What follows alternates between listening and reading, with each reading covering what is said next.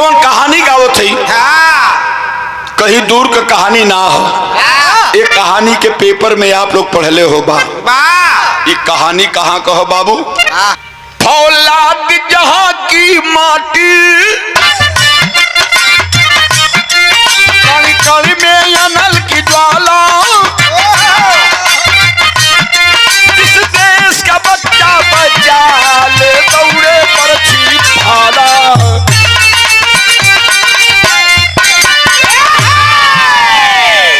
कहानी कहाँ कहो? यूपी की पावन धरती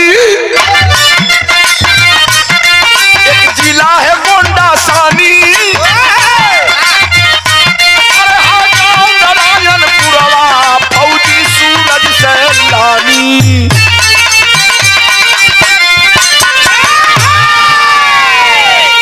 फौजी का नाम सूरज सिंह, उनके दुल्हन का नाम कमला। एक ठे बेटवा एक ठे बिटिया मालिक दिले हुए भैया।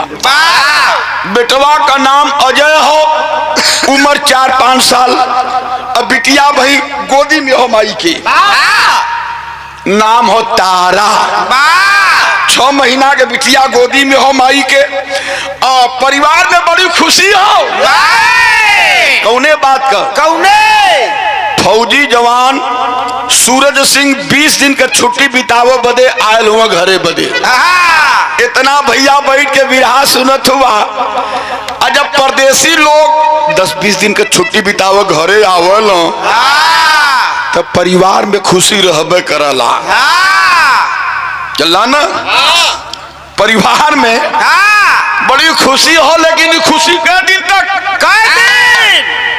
20 दिन 20 दिन का छुट्टी खत्म हो गई। फौजी सूरज के ड्यूटी जाए का बारी आ गई। चढ़ गई तन बदन पर वर्दी, कपड़ा अपना अटैची में पैक कैला हा। अटैची हाथ में उठौला, लेके जब चले के भैला हा ए भैया लोगन वही मकान के बीचों बीच दुआरी में उनकर दुल्हन कमला देवी 6 महीना के बिटिया लेके खड़ी है। अब 5 साल के बेटावा अजय टुकुर टुकुर मम्मी के चेहरा निहारत हो। तबले फौजी जवान अइला कहला का हो कमला? अरे दुल्हन का बात हो, बड़ी उदास हो गईलू? कली की सैया चिरई मतिन रास्ता निहारी ला और गिनी ला दिन की कब हमार पति दे हो। अइला 20 दिन का छुट्टी खत्म हो गल, अब जाए के बारी हो गल। खाली इतना बतावा कि आज जात हुआ तो अइबा कही आले। खखाए के फौजी जवान हसल हा कलश की दुल्हन चिंता मत करा, मालिक एक ठे बेटवा दिले हुआ एक ठे बिटिया दिले हुआ। ये दोनों जने का सेवा सत्कार करा। हम जाते ड्यूटी पर और छुट्टी लेके जल्दी फौजी जवान गईले ड्यूटी ज्वाइन कैलन भैया। 1 महीना ड्यूटी गईले भयल हो। 1 महीना के बाद घरे एक ठे खबर आ गई बाबू, कलेजा हिल जाई सुने में। वो दुल्हन के घरे खबर का आइल हो। कौन गीत बा?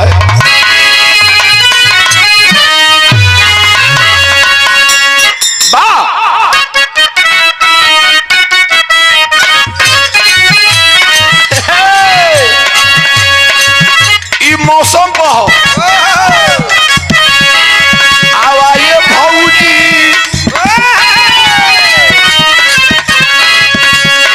आवाइए भौजी खेला कबड्डी,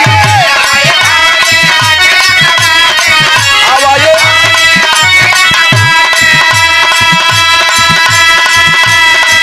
अरे देवरत खावेला 100 कबड्डी।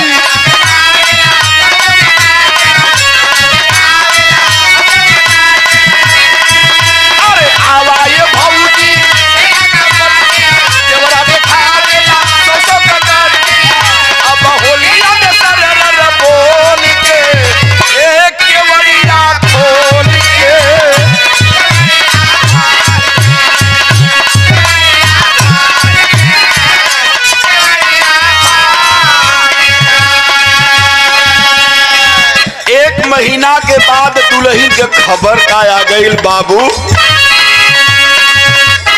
फोनवा पे सुनली कमला, अरे फोनवा पे पवनी जो कमला खबरिया।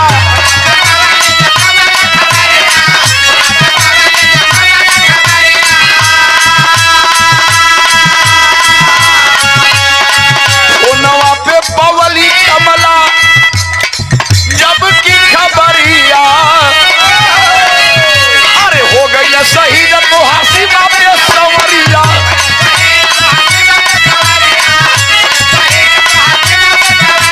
फोनवा पे पवली हो गई शहीद तो हासी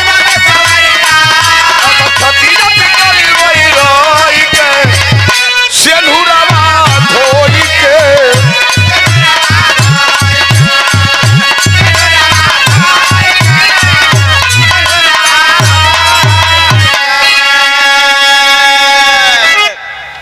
खबर आ गई कि कमला देवी जवन मांग में सेनूर पहले हुए के धोला, अब तोहार दुल्हा ये धरती पर पछारा खा के गिरल। कमला देवी कलेश के अरे सरकार, अरे भैया जौने दुल्हा के 1 महीना पहले विदा कैली कहत हुआ शहीद हो गई ना। कैसे कैसे शहीद हो गई ना? लोग बताए कमला देवी पागल मत बनो। जानना चाहती हो? सुन लो, तुम्हारे पति फौजी सूरज सिंह की ड्यूटी लगी थी हिंदुस्तान और पाकिस्तान बॉर्डर पर।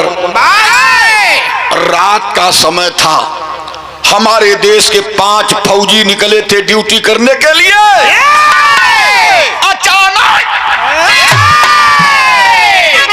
अचानक आतंकवादियों से मुठभेड़ हो गई। उस मुठभेड़ में हमारे देश के 3 फौजी मार दिए गए और 2 फौजियों का पता नहीं चल पाया, उनकी डेड बॉडी भी बरामद नहीं हो पाई।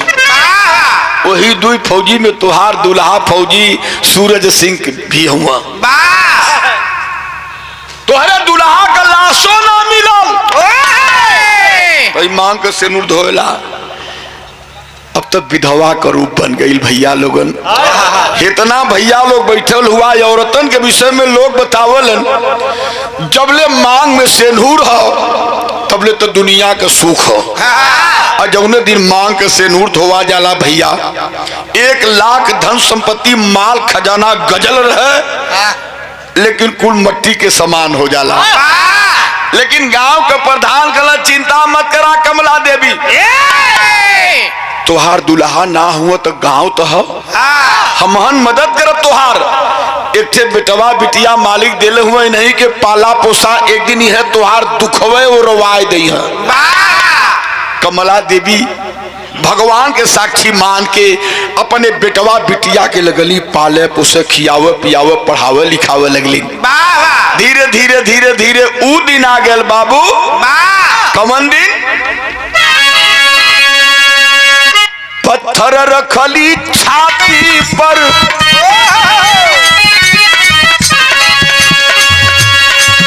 पत्थर रखली छाती पर, कैली दिल के कठोर हो।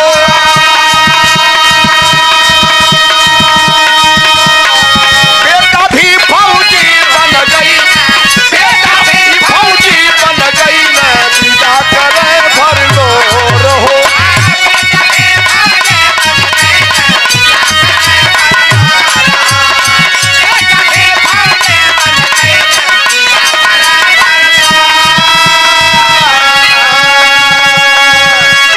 बांस के जगह बांसे होई, घमोर कबो होबे न करी। पढ़ावत लिखावत पढ़ावत लिखावत बेटवा अजय का उम्र जब 17-18 बरिस का भइल, और रखिया उठान बबुआल की तरह लड़का बैठका में ओकरे बाबू का फोटो टंगल हो वर्दी में हुआ। और जब जब अपने बाबू का फोटो देखे भैया, ओकरे दिल में ही हो कि जैसे हमार पापा फौजी जवान रहलन, वैसे ही हमहू फौजी जवान। लेकिन माई रोज समझावे कुल बन जाया बेटा, ठेला पकेला बेच लिया, लेकिन फौज में जाए का तनिको विचार मत बनाया। लेकिन ये का अपने माई के चोरी चोरी चोरी चोरी लगल फौज के भर्ती देखे, जहां चाह वहां राह अपने आप मिल जाला। माई ना जाने था, अब बेटवा भर्ती देखत देखत हो गए फौज में भर्ती, और ओकर ट्रेनिंग लगल हो महाराष्ट्र के नासिक जिला में। आज शाम 4 बजे का ट्रेन हो, 12 बजे पहुंचल अपने माई के अपने बाह में भर के लगल चूमा चाटे। कलेस की माई का तू खैबू, बहनिया से कहे कि बहनी तू का खैबू, मिठाई लियाई नमकीन लियाई, जवन कहा तवन तुह खिया पिया दई। मतरिया कह लगल के रे आज बड़ा दुलरावत हुआ बेटा, का कुछ पौले हुआ का? कहला कि हाँ माई। कली का अजय सिंह कहलस कि माई तू बड़ा मना करत रहलू कि फौज में मत जाया, तुहार बात ना मनली, हमहू फौजी फौज में भर्ती हो गई। आज 4 बजे का ट्रेन हो, जाए के ट्रेनिंग देवे बदे, खाली आशीर्वाद दे दा माता। माई के काटा तो खून नहीं, बेटवा के कलाई पकड़ के खींच के बुढ़िया मतारी कमला देवी छाती से लगाए के रो के कह ना मनला बेटा, ना मनले अजय फौज में भर्ती हो गईला, आशीर्वाद मांगत हुआ तो सुना का कहे। अरे रोई रोई कसम धरावली मयनवा,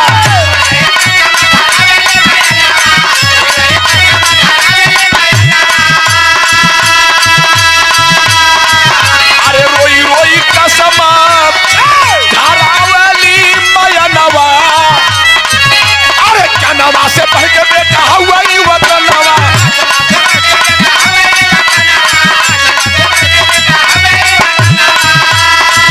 अरे रोई रोई कसम जनवा से पढ़ के बेटा एक रखिया सब बनवा सब होई के अरास के भुरावा होई।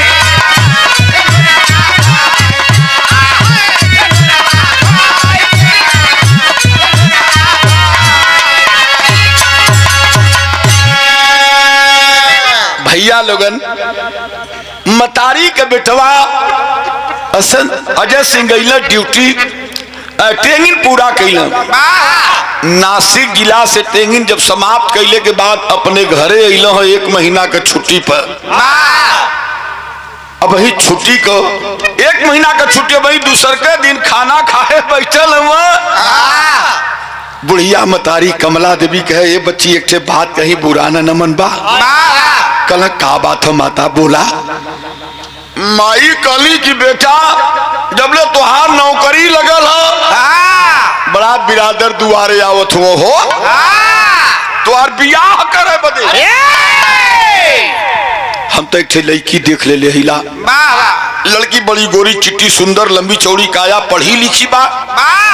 एक बार तोहू देख लेता ना तो तुहार बियाह कर दे, घरे में बहू लिया दे। लगल हंसे अजयवा करे की माई, हे माई होई है जवन तू चाहत हो, लेकिन हमार मन हो पहले अपने बहन तारा का बियाह कर ले, एक बाद अपन बियाह कर। अब तो माई खुश हो गई। माई कहे कि ठीक है बेटा, लेकिन अपने बहनी के लिए कहीं लड़का उड़का देखले हुआ? कल हाँ, जौने बैच में हमार रहल ट्रेनिंग, वही बैच हमारे ही बैच में एक लड़का जौनपुर का रहे वाला है। जौनपुर में सिरकोनी के बगल में राजेपुर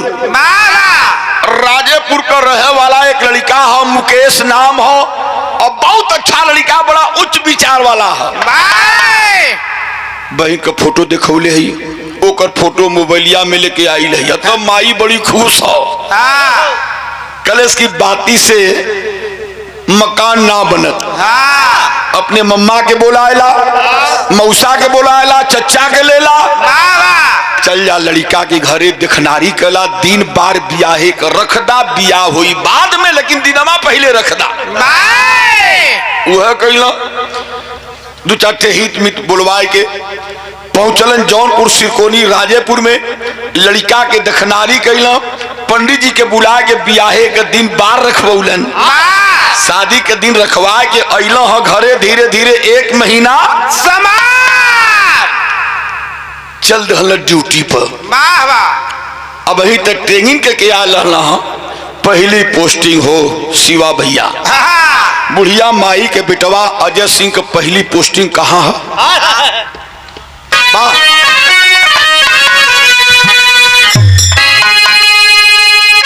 बड़ी अच्छी लाइन है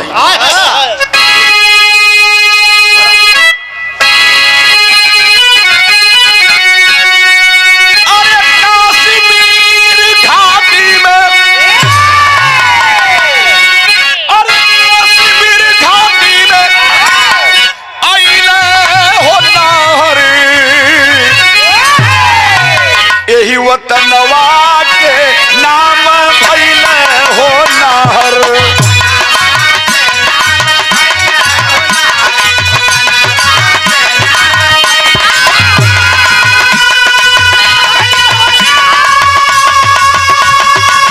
बहुत अच्छे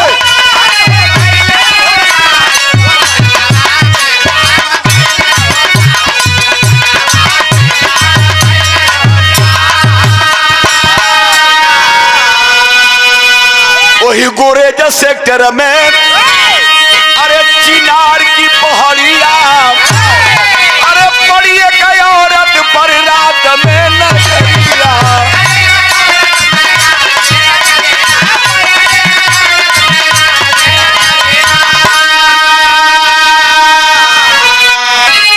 अरे भागल गुफा अंदर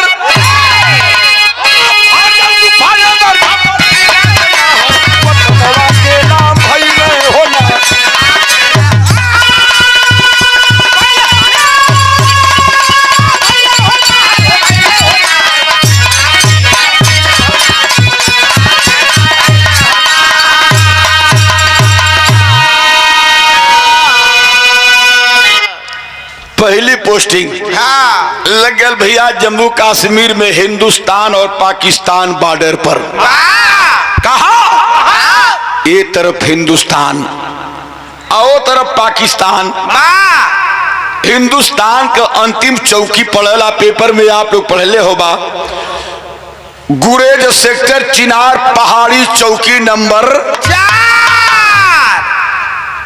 करीब करीब 20-25 दिन ड्यूटी करते हुए बिता है बाबू। एक रात के बाद बताई गई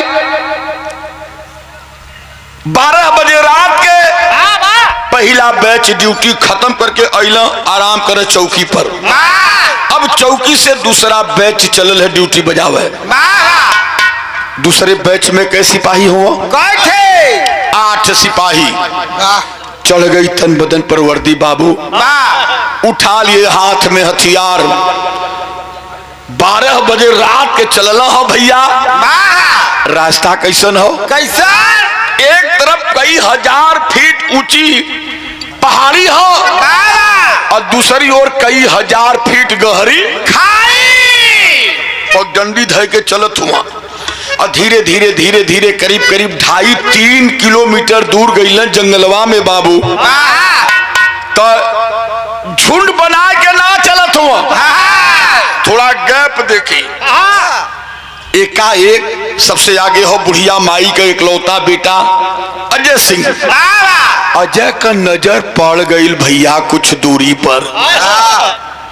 खतरा महसूस भयल, इशारा किया। पीछे जो चल रहे थे सातों फौजी जवान दौड़ करके पास आकर पूछने लगे भैया क्या बात है, कोई है क्या? अजय सिंह कहा खबरदार, बोलो मत बोलो मत। शांत होकर के सामने वाली पहाड़ी पर देखो, वहां कोई घूम रहा है। देखो कोई घूम रहा है। सातों सिपाही माथे पौसरी लगा के दिखला। रात 1 बजे कहला कि हाँ भैया, हाँ साहब। कोई आदमी घूम रहा है लेकिन अकेल है और नजदीक चला जाए, पांव दबा के धीरे धीरे धीरे धीरे 8 सिपाही जब आउ नजदीक पहुंचल भैया तो देखल का कि जवन घूमत रहल वो आदमी ना हो, वो के हो? एक ठे औरत, एक ठे मेहरारू हो। ए भैया औरत बड़ी लंबी चौड़ी काया, सर का बाल जवन है कमर के नीचे तक लहरा था, लंबी चौड़ी काया है, पठानी सूट पहले है और एक करिया के साल ओढ़ले है। दौड़ दाहिने जा फिर बाएं आवे, फिर दाहिने जाए फिर बाएं आवे। 8 फौजी घबरा गई ना, कहले अरे यार बिया बांध जंगल में कौनो न जीव जंतु पशु पक्षी न कौनो आदमी, खाली एक से मेहरारू साली घूमत है। हमन हिंदुस्तान के सीमा में हमारे देश के लिए खतरा हो सकता है। अजय कहा कि इसका पता लगाना चाहिए। अरे गुरेज सेक्टर में चिनार की पहाड़िया, अरे पड़िए गई औरत पे रात में नजरिया।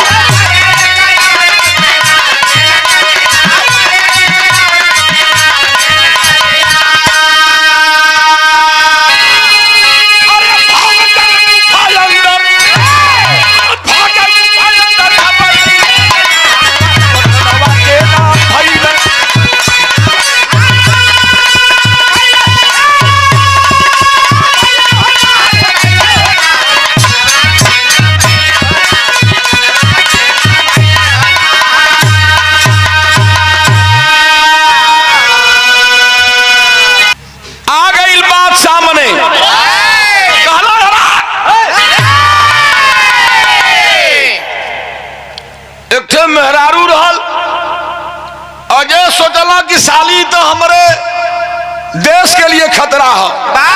हाथ में राइफल लेके कहला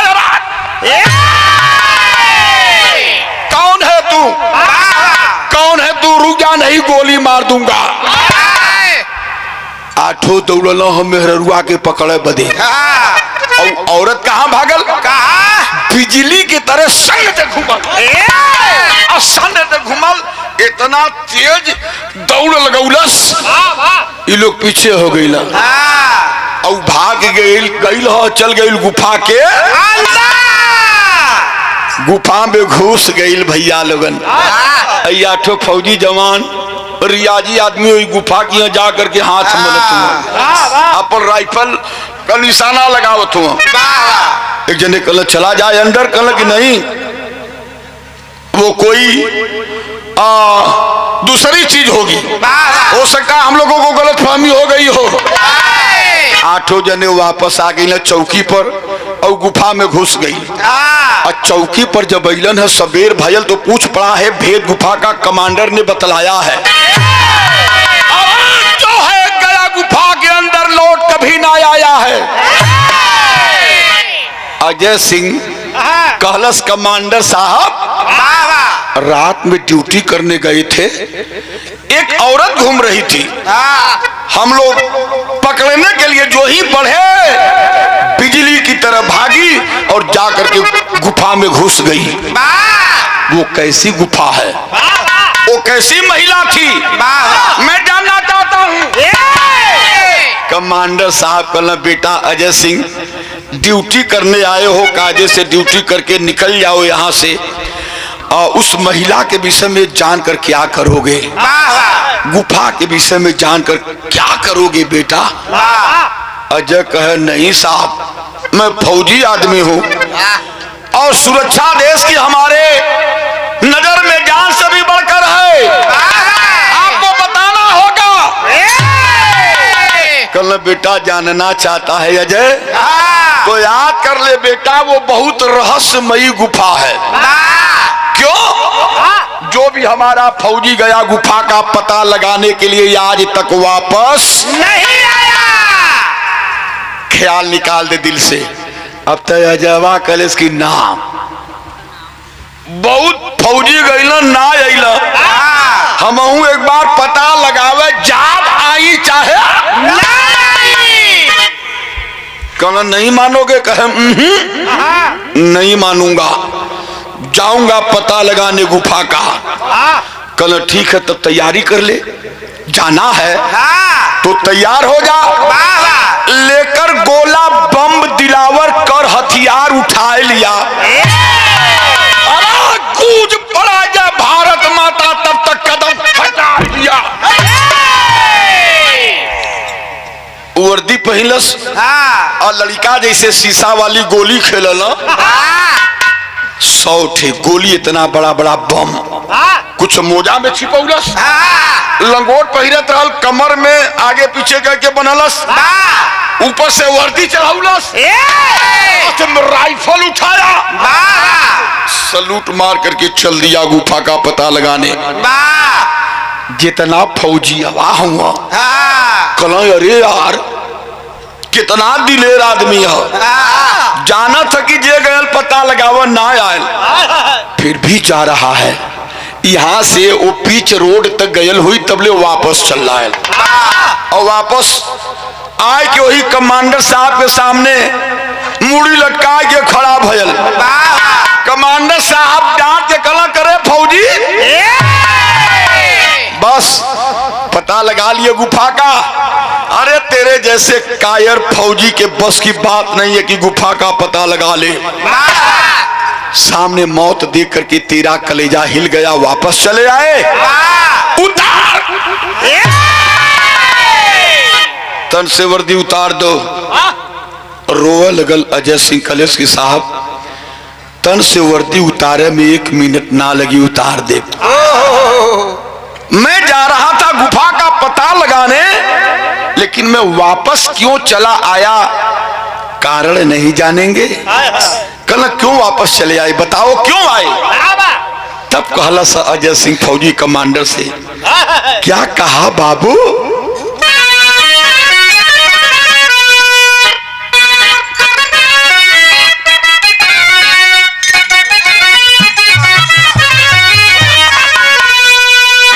कह पिछवा हटाता बानी,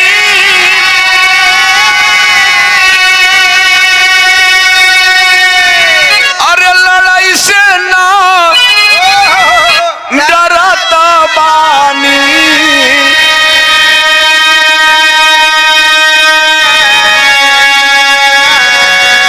सुन ले हमरो बयनवा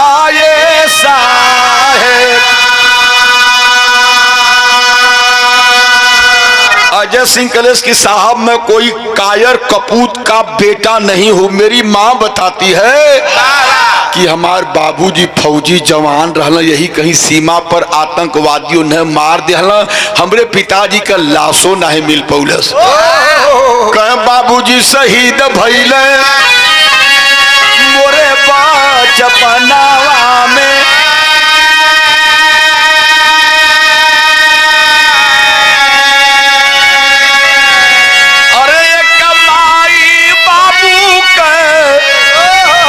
ललदवाए साहेब। कमांडर कहा करे पागल फौजी, फौजी बाप का बेटा है, तू तो वापस क्यों चला आया। कहा यही 28 फरवरी के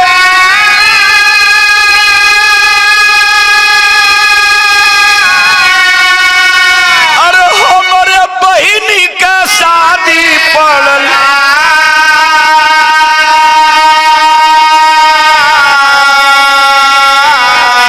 एक बेरी करी लेती होनवाए सा।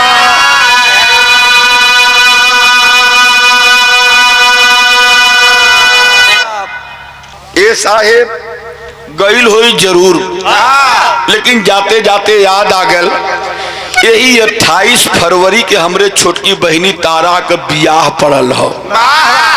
सदिया के दिनवा हम ही रखवा के अली हो कमांडर बाबू। छुट्टी का अर्जी दिहली मंजूर ना भैल छुट्टी हमार। और आज जा रहा हूं गुफा का पता लगाने। आपने ही कहा कि जो गया पता लगाने वापस नहीं आया। सर उसी मिशन पर मैं भी जा रहा हूं। आऊंगा कि नहीं आऊंगा कोई ठीक अब नहीं है। कलता अजय सिंह कहा साहब यदि आदेश हो तो एक बार फोन करके अपनी माँ से बात कर लूं, इसके बाद जाऊंगा गुफा का पता लगाने। कांप गया कमांडर। कहा बेटा पहले अपने घर अपनी माँ से तू बात कर ले। खट खट खट खट फोन मिलौलो हो। फोन का घंटी घन घना गई। कहा उत्तर प्रदेश गोंडा जिला नारायणपुरवा गांव में। फोन के उठौला से वह अजय सिंह का बुढ़िया मतारी कमला देवी कान की सटौली फोन कली कि हेलो के बोलत हुआ बचवा। कलम माँ प्रणाम, हम तुहार बेटा बोले थे माई। अजय सिंह बोले थे का हालचाल माई। दवाई कायदे से खात हो कि ना खात हो। खाना पीना कायदे से टाइम से खात हो ना। और देखा पानी कायदे से पिया माई। पानी के शरीर में कमी न हो पावे और कौनो बात चिंता बुढ़िया मतरिया के बोले ही न देता अपने कुल बोले ले जाता। सुना सुना सुना सुना बुढ़िया कमला देवी परेशान हो गई। फोनवा पर डांट के कलेश किया। अरे अजय करे पगला हम खाना खाईला कि ना खाईला ए बात का तो के चिंता हो। हम पानी पीला कि ना पीला ये बात का तो के चिंता हो। हम दवाई कायदे से खाईला कि ना खाईला एक चिंता तो के हो। लेकिन जौने तारा का बियाहे के दिन धराए के गईला बेटा ओ बहिनी के विषय में एको बार तो पूछत ना हुए। ओकरे बियाहे के बारे में एको बार पूछत ना हुए बेटा। 100 काम में एको काम वही लहल जुटल ना है। आज 24 फरवरी हो। 4 दिन बाद तोरे बहिनी के बारात आई। 1500 लोग दरवाजे पर अब एको काम लहल जुटल ना है बेटा। कुल तोरे आसरे छूटल है। तबले बगलिया में खड़ी होके छोटकी बहन तारा जौने के बियाहवा सबके बहन बेटी है भैया। माई से कलश की तनी फोन हमें दे माई। बिटिया हाथे में फोन लेके माई के हाथे से 3 कदम पीछे हट के कोयल के तरह कुहुक के कहले सकी भैया प्रणाम। हम बोलते भैया तारा कैसे हुआ भैया, कहाँ हुआ? गौवा के लोग पूछल न कि करे पगली 4-5 दिन बाकी है बिहवा में तोर भैया अइलन नहीं, एको काम लहल जुटल नहीं। आखिरकार तोर भैया बिहवा के दिनवा भूल गए हो काहे ना आयल? बड़ा लोग पूछत हुआ, हमन के बड़ा चिंता हो गल, माई बड़ी रोवे ले। ए भैया तू अइबा कहिया ले? है भैया बोलते ना हुआ, बहनिया सवाल के ले जाता। तब बहनिया कलेस की माई भैया बोलत ना हुआ रे, लगा तो सीमा पर कोनो बात हो गए हो, भैया बोलत ना हो, तनी तू पूछता। दूसर के बार माई बुढ़िया काने की फोन सटा के कलेस की बेटवा का बात है? हम डटली है, नाराज हो गईला का लाल? अजय तू बोल नहीं रहा है बेटा, क्या बात है? फफक पड़ा है हमारे देश का फौजी जवान अजय सिंह, रो के कहला सा का बोली ये माता? माई से फोनों पर का कहला सा अजय?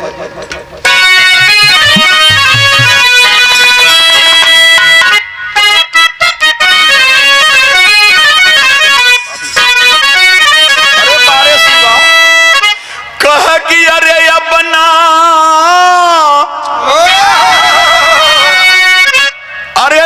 नहीं हमरे जनवा के माई हो,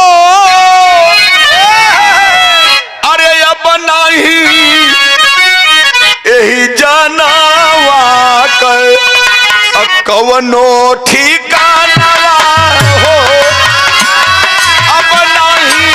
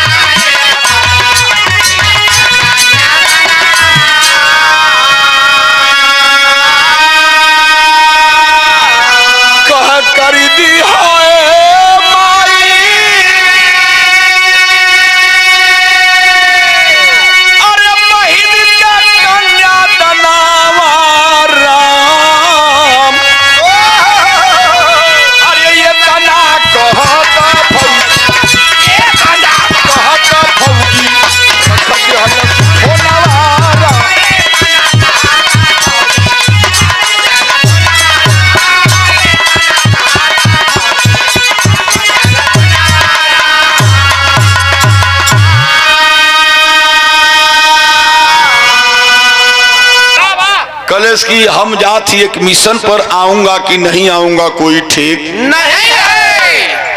और बहन की शादी तेरे ऊपर छोड़कर जा रहा हूं, किसी भी तरीके से बहन की शादी कर देना माँ। फोन करके रख दिलस। माई बिटिया हलो हलो कहता रह गई। अब फोन करके आयल है सामने कमांडर साहब के। अजय सिंह कलेश की सर माँ से बात हो गई, बहन की भी आवाज सुन लिया, अब मरने से कौन डरता है।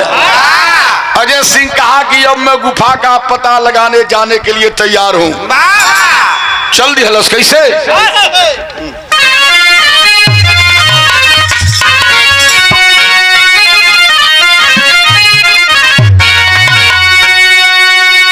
अरे लगाया निकला भी नरवा,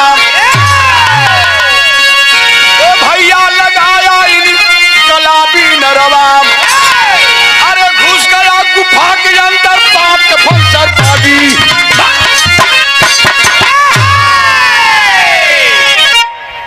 घुस गया गुफा के अंदर बात कफन सरबागी।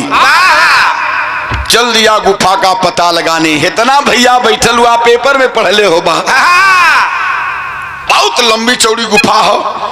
हाथ में राइफल लेकर के थरथरा के फौजी जवान घुस गए गुफा में। और जब गुफा में घुसल तो गुफा में का हो गए भैया, सुनला एक बात है। अरे पहले से कैद जहां 15 हिंदुस्तानी, पहले से कैद जहां 15 हिंदुस्तानी। जैसे बतावला ये सब हुआ पाकिस्तानी।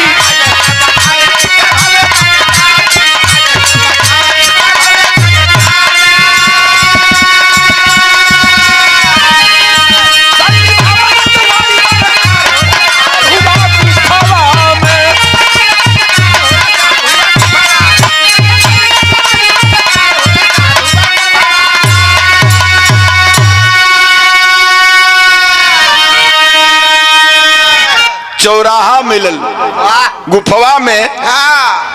100 मीटर गईले के बाद चौराहा, एक थे दहिने रास्ता गए, एक थे बाएं, एक थे सीधे। हाथ में राइफल लेकर के अनहरिया घूप हो। अब मन में सोचत हो जवा कि दहिने चली कि बाएं चली कि सीधा चली, कहा मन में सोचा था।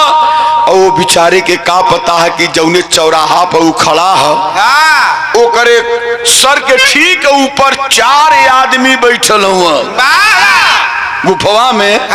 सर के ऊपर 4 मुसर चंद 4 आदमी बैठल हुआ। और मन में सोचत हुआ चारों आदमी की आए हाय हाय हाय रे, चिड़िया तो अपने से जाल में हमन के फंस गई। ये सोचता दाएं चली कि बाएं चली कि सीधा चली। और तब ले चारों आदमी धड़ाम धड़ाम धड़ाम धड़ाम कूदल हैं। और कूदले के बाद सीधे अटैक कैला हैं अजय सिंह के ऊपर। अजय राइफल संभाला चाहा था, और तब ले आके चारों पकड़ लेना। अब पकड़ के सबसे पहले राइफलवा छिनला हैं।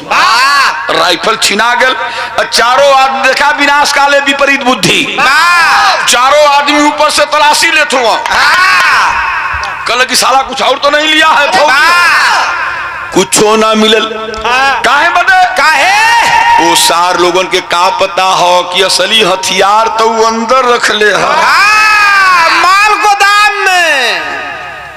हाँ माल गोदाम कर असली हथियार तो अंदर रख ले है। तो उन्होंने का विनाश रहल। कल कुछ नहीं लिया है आप, ले चलो साले को। अंदर ले गई ना एक गुफा में, दरवाजा खोल के एक थे जंगला है, खोल के अंदर ढकेल देना। और जब अंदर गयल फौजी अजय सिंह भैया तो देखत का है कि 15 आदमी वो गुफा में कैद हुआ। कोई भजन गावत हो, कोई कहरत हो, कोई रोवत हो, कोई सुतल हो, कोई मूर्खुनिया बैठल है ऐसे ही। अजयवा यकनक अखनत कलेश की अरे यार ये बकरा जैसे पुरान बकरा बसाए वैसे तू लोग मर्दबा बसात हुआ इ नरक का जीवन जियत हुआ, तू लोग क्या हुआ? कौन है आप लोग? 15 आदमी सोचत हुआ कि एक ठौरा आउर आ गल का। अब तो मन 15 जने लगे तो 16वां भी आ गल। चला 16 लोग हो गल गल। अगला 15 आदमी कहला ए बच्ची तू के हुआ? कलेस की हम फौजी जवान है, हिंदुस्तानी फौजी जवान। 15 कहला ए बेटा ऐठ मत, तब फौजी जवान रहल हुए हमहनो कबो फौजी जवान रहल गल, ऐठन तोरे मतीन हमहनो के कबो रहल, लेकिन कुल भीतर चल गल। कलेस की ना समझत हुआ, तू लोग फौजी जवान हुआ तो यहाँ कैसे बझल हुआ? 15 आदमी कहना कि ये बेटा जैसे आज तक बझल हुए ऐसे ही हमनो बच गल गल। कलेस की बझल ना है, कल यहाँ ड्यूटी करत रही, अक्षय मेहरारू रहल, रात के घूमत रहल, दौड़ोली पकड़े बदे तो यही में आई। एक गुफा का पता लगाने आया हूँ, उस महिला का पता लगाने आया हूँ। 15 कल बैठा, पता चल गया बेटा तोर उम्र कितना 17-18 बरिस का नौजवान लड़का,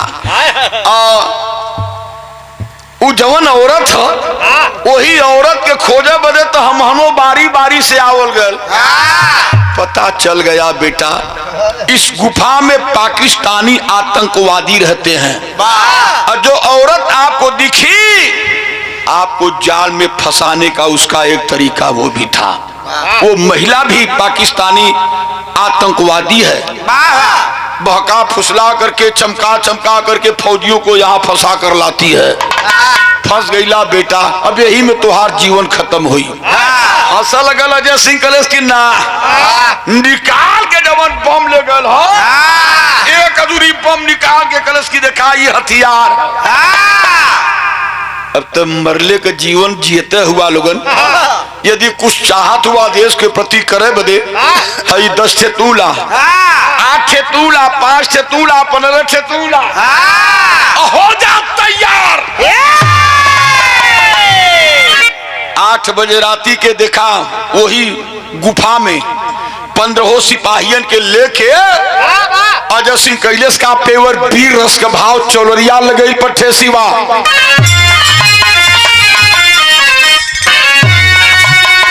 अरे बा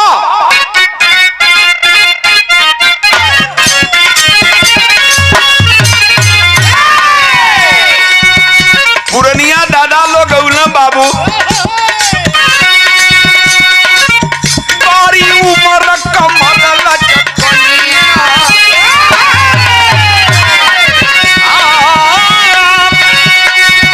बारी उम्र कमर लचकनिया, बोलिया खिंचाई हुर के पनिया बोरी का झूलई झूलनिया ना।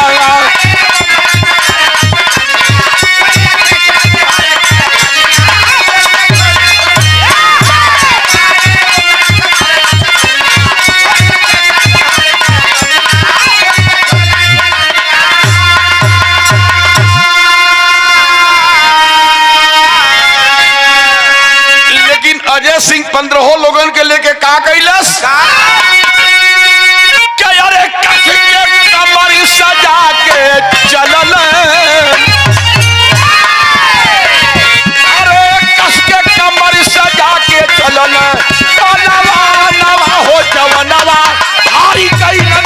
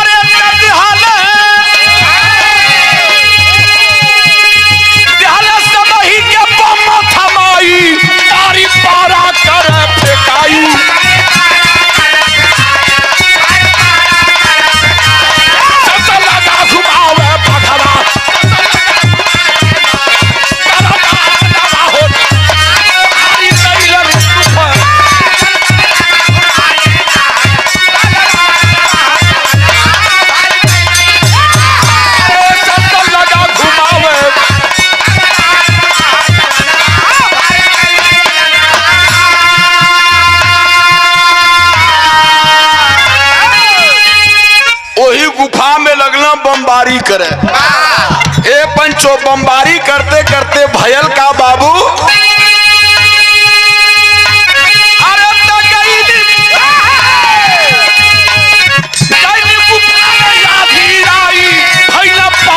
हो सफाई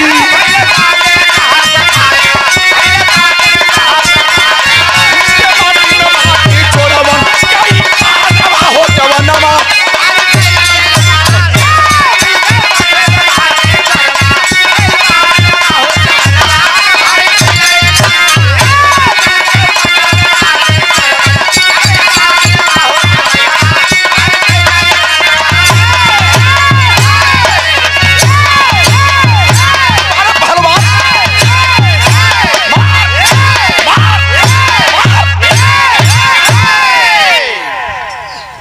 बस।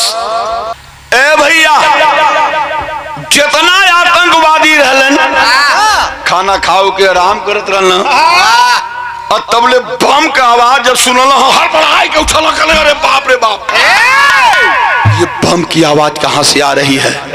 तबले पता चलल दूसरे कपारे पर फटत था। जितना आतंकवादी रहलन मारल गईलन, जितना हथियार के जखीरा आतंकवादियन के रहल कुल नष्ट हो गयल। बिरहा सुने वाले बाबू अब 15 सिपाही लोगन के खात्मा करके बाहर निकलन। बरसों बाद आज 15 सिपाही खुले आकाश के नीचे हवा लेते हुए भैया एक जने कहले अरे यार सब लोग देखा था लेकिन वो लड़िकवा ना देखा था। तब ले दूसरका जने कहला कि देखाऊ रंगरूठ लड़का फौजी भाई कम उम्र का पहली बार गुफा में आयल रहा। ऐसा तो नहीं कि बमबारी करे में कहीं गुफावा में फंस गल हो या तो कहीं रास्ता भटक गल हो। ए भैया 4 जने तनी जा बाबू देखाऊ लड़का कहाँ खोज के लिया वा। 4 आदमी गए हुए फिर गुफा में खोजे बदे बाबू। और अजय सिंह के जब गुफा में खोजे बद गई तो दिखाई का पड़ल भैया।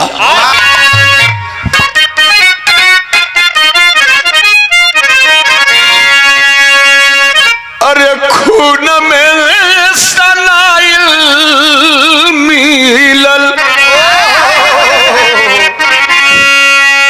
हाय हाय हाय रे भैया बात बिगड़ गई बाबू दिन गढ़ू हो गल हो। अरे खून में सनाइल मिलल बीरवा कलसिया बाबू भइल सुगानावा फरार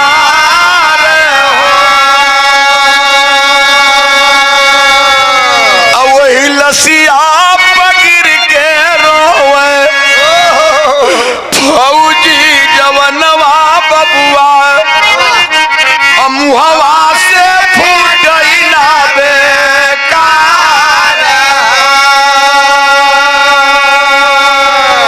एक चट्टान के नीचे दबा पड़ा है फौजी जवान अजय सिंह।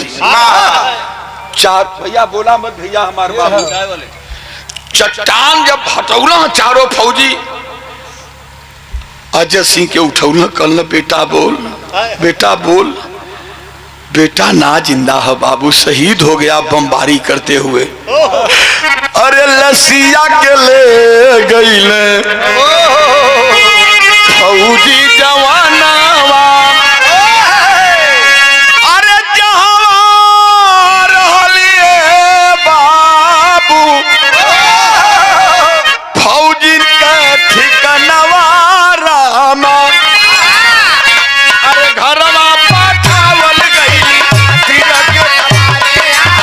घरवा पठावल गई पीड़ा के खबरिया कहवा बचावा तोहार हो।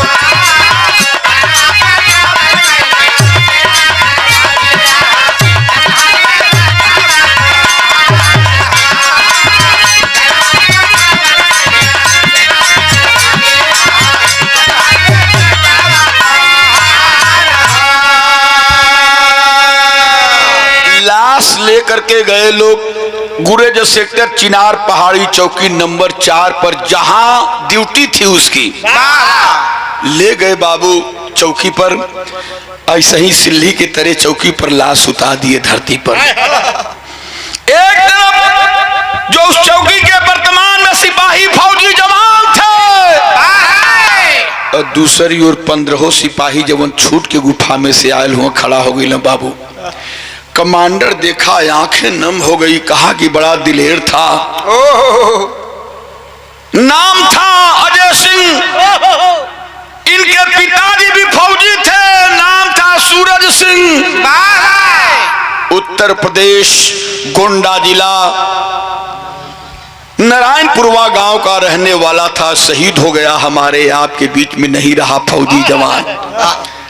एक बूढ़ा सिपाही आया और कहा, कमांडर बाबू एक बार और बाबू, ये जो बच्चा शहीद हुआ है ये बाबू का एक बार पता और बता दे ओलिया साहब।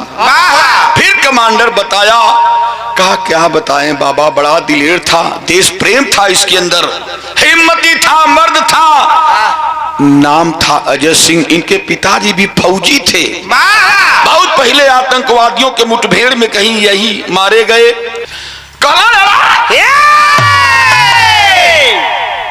इनके पिताजी मारे गए, नाम था सूरज सिंह, इनके माँ का नाम कमला देवी, ग्राम सभा नारायणपुरवा जिला गोंडा उत्तर प्रदेश के रहने वाले थे। बाबू इतनी बात जब बूढ़ा सिपाही सुना, बाबू अरे बेटा, अरे बेटा,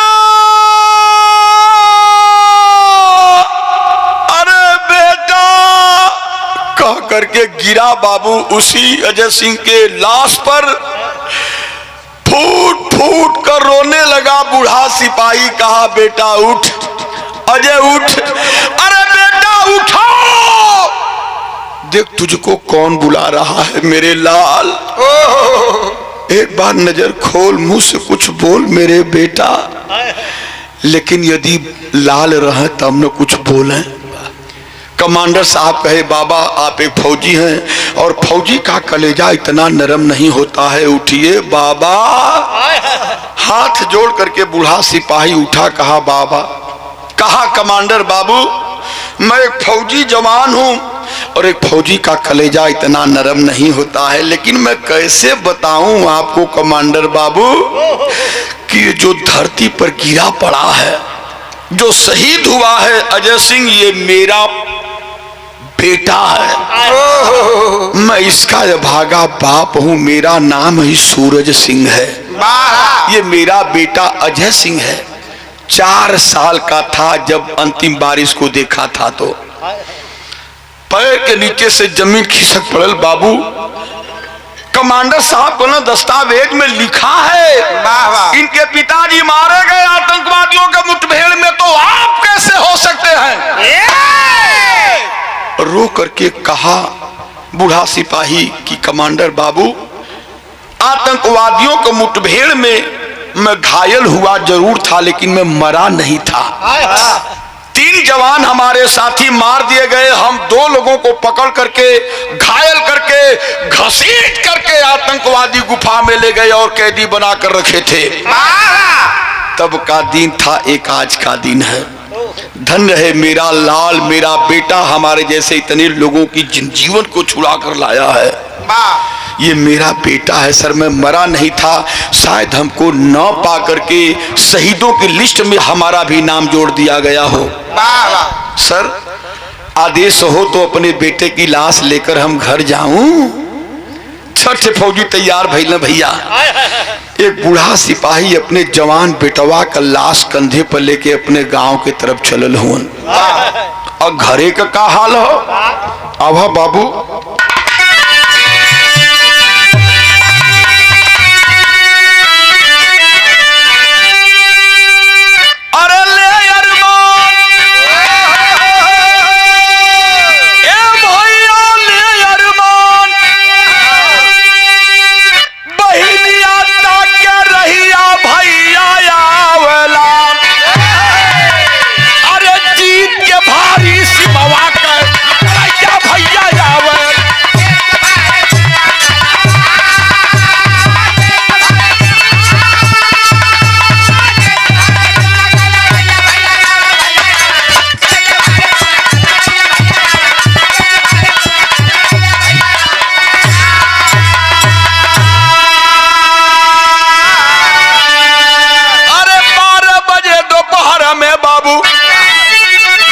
पहुंचल बा मोटरिया हो।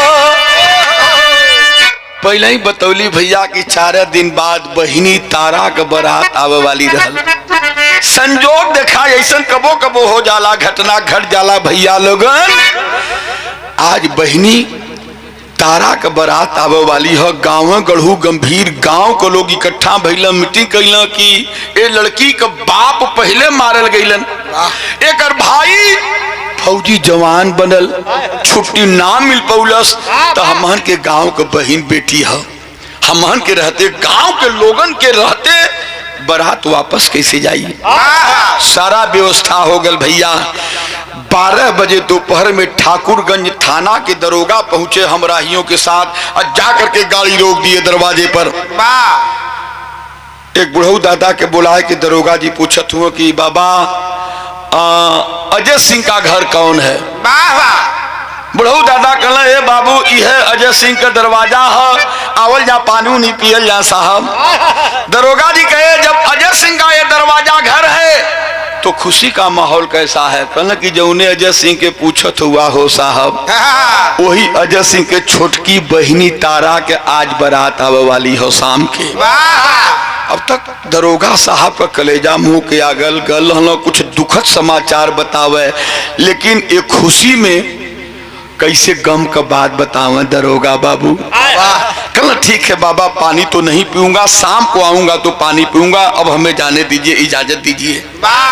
शाम 6 जब घड़ी बजौलस भैया, पूरा गांव में मरमराए के जुटल हो बुढ़िया माई के दरवाजे पर भैया लोगन।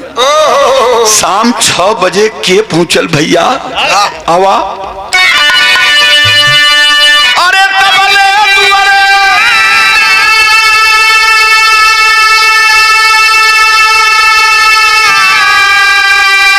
भैया, तबले दुआरे अरे आइल बासो मोइया भैया आवेला।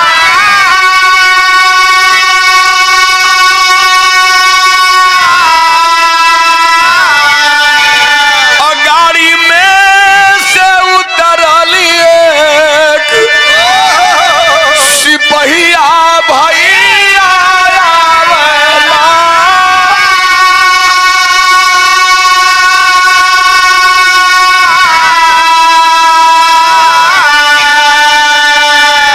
बाबू 6 साढ़े 6 बजे शाम को एक पुलिस प्रशासन की गाड़ी आगे और दूसर की गाड़ी पीछे, बीच में फौज की गाड़ी जाकर के दरवाजे पर खड़ी हो गई।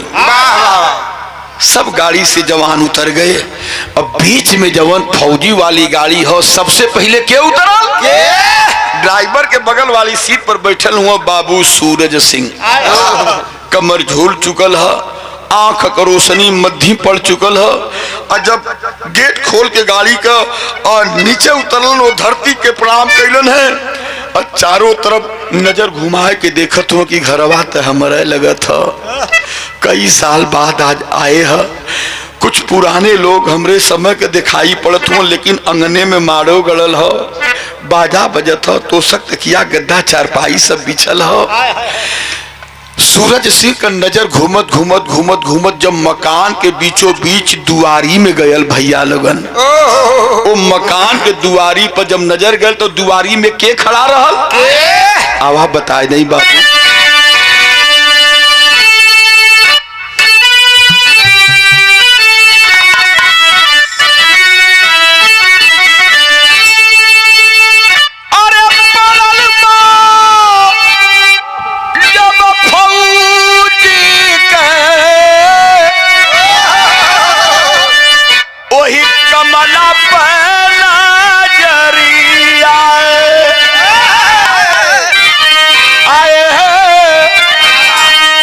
आयावना समझ में के हो बात गया न जाना,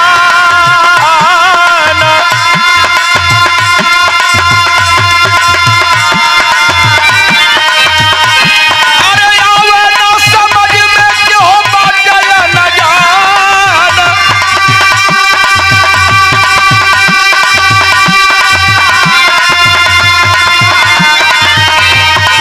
धीरे धीरे आई गई गाड़ी के बजरवा,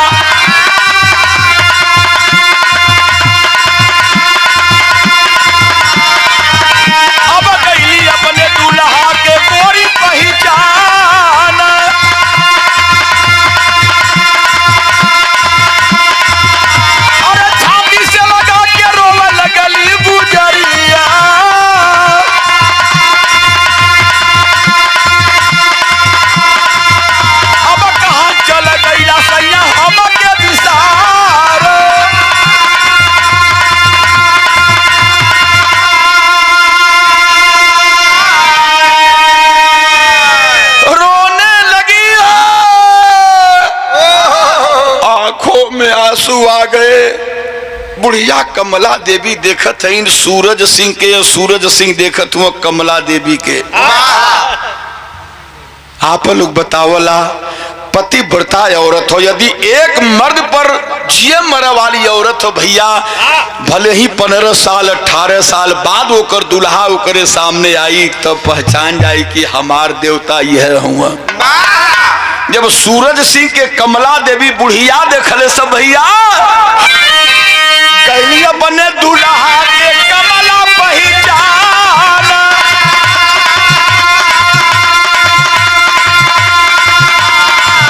अरे छाती से लगा के रोवे लगली गुजरिया।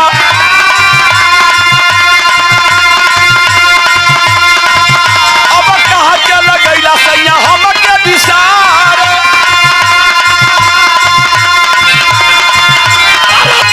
तुहार हुआ फौज के जवाना,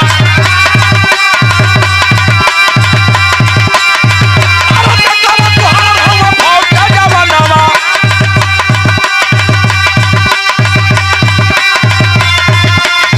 अब आगे कहा वालिया सुना हो श्रीमान।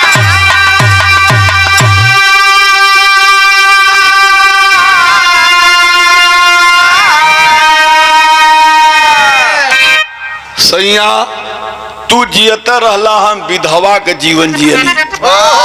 तोहरे रहते हम विधवा के जीवन जियली। सैया इतना दिन कहाँ रहला, कहाँ से आ गईला हो सैया। कल कमला देवी हम जहाँ रहे रहे छोड़ा उ बात। ये बतावा कि तोरे दरवाजे पर इतना भीड़ कैसन है, कैसन खुशी का माहौल है।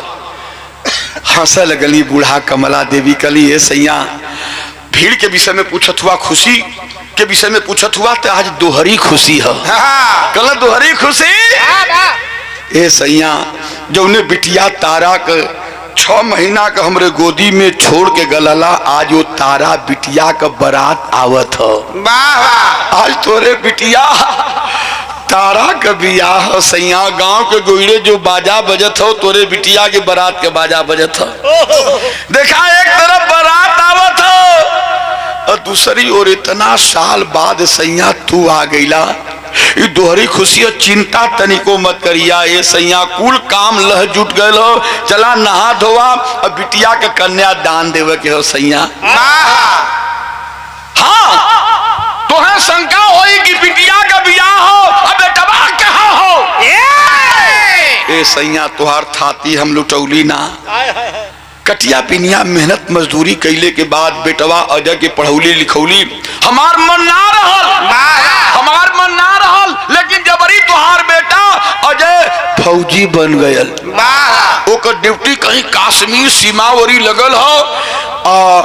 4 दिन पहले फोन कैली सैया ना, बहकी बहकी बात करे लगल, उल जलूल बतियावे लगल। जब डटली तो फोनवा रख दिहलस। सैया जब तुहार बेटवा के छुट्टी मिली ना, तुहार बेटवा से तुहसे मुलाकात करा दे सैया। चिंता मत करिया, तुहार थाती हम डुबौले ना है, बचा के रखले है सैया। बेटवा छुट्टी लेके आई तब मुलाकात होई। दुल्हन के मुंह से बात सुन के फौजी सूरज सिंह के आंख का आंसू समुंदर की तरह छलक करके बाहर आ गया। बाबू कल एक कमला तुहार बेटवा आयल है, गड़िया में सूतल है। हम बड़ा जगौली, हमरे जगौले तो तुहार बेटा ना जगल हो सकला। तुहरे जगौले तुहरे मतारी का ममता पाए के हो सकला तुहार लाल जाग जाए। अब तो बुढ़िया माई का कलेजा फटे लगल। बाबू दौड़ली है गाड़ी के तरफ, तबले चाटे फौजी भैया लोग इशारा पाए के लकड़ी का जो बड़का ताबूत है गाड़ी से खींच करके वही जमीन पर रखल हाँ। जब बक्सा खोल के माई के सामने दिखावल गल भैया, तिरंगा झंडा में लपेटल उनके बेटवा फौजी अजय सिंह का चेहरा दिखायल। माई चेहरा दिखल, सारे बाप रे बाप, ई का दिखा दिखला। ये सैया रोत माई गिर के बेटवा के लाश पर रोते रोते बुढ़िया तमतमा करके खड़ी हो गई। अपने पति सूरज सिंह के सामने सवाल करती है कि अरे सैया इतना दिन बाद अला तो इतना बड़ा गिफ्ट लेके अला। ई गिफ्ट हमें ना चाहिए सैया, हमरे सवाल का जवाब चाहिए। का जवाब मांगत है? सुने लायक लाइन हो बाबू। कभी कभी लोग तो बहुत बिरहा लिखलन, लेकिन कभी लोग कुछ ऐसा लाइन लिख देलन जवन की अमर हो जाला। कहने की सैया तुह 3 काम करे के हो, तुही के करे के हो, आजे करे के हो। सबसे पहले कौन काम करबा? वाह, कौन काम?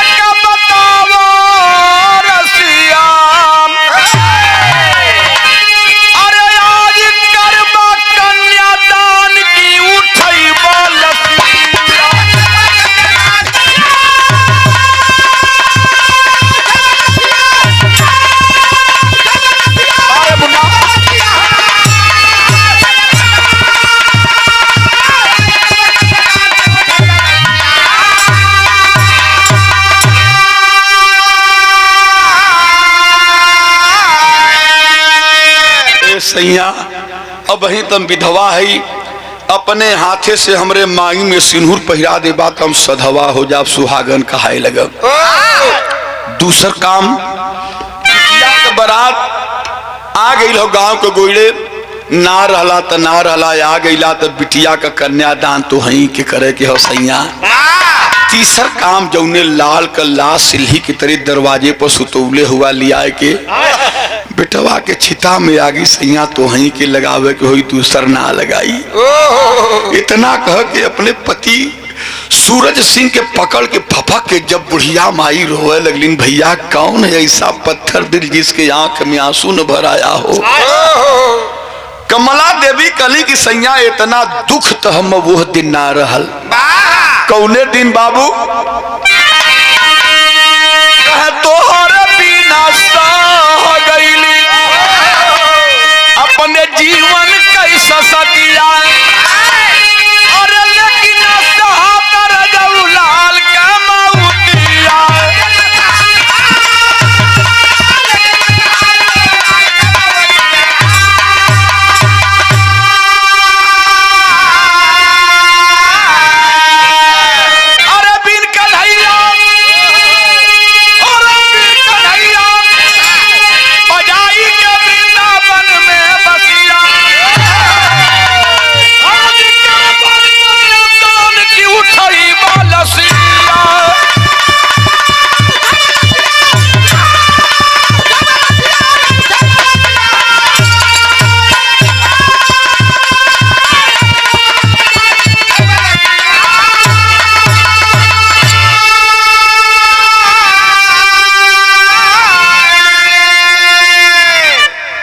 खबर को पा करके उत्तर प्रदेश के उस समय मुख्यमंत्री थे माननीय अखिलेश यादव, दरवाजे पर पहुंचे थे और मां से उन्होंने कहा, मां समझ ले तेरा एक बेटा देश की सेवा करते हुए शहीद हो गया, लेकिन तुम्हारा धर्म का दूसरा बेटा अखिलेश यादव तेरे सामने खड़ा है, बोल क्या कर सकता हूं?